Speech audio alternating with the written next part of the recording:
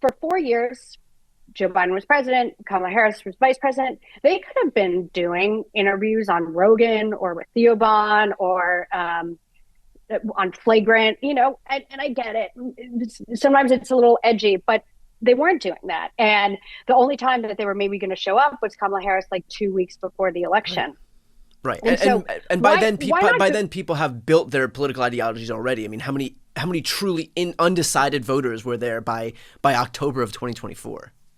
Right. And so, it says to me a few things. I think one of the reasons why they weren't going on is like, who are these people, right? Like, there is this sort of old stale view in democratic politics that if something's like not on TV or not in the Right. New York Times, it doesn't matter.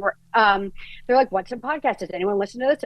Joe Rogan? What is this guy who's like, hosted Fear Factor? I'm supposed to go talk with him? Yeah, you are. Like, Yeah. sorry, that's a new gatekeeper. So that's one.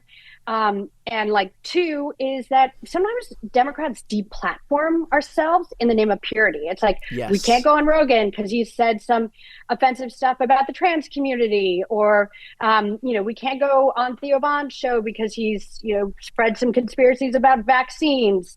And we don't need to agree with everything everyone says. And again, these purity tests make our party so much smaller. And we should, even if we disagree with these people on some issues, we should still go on and use it as an opportunity to talk to their audiences. But a third thing that I think is really, really important is like, we need candidates who can go on there and,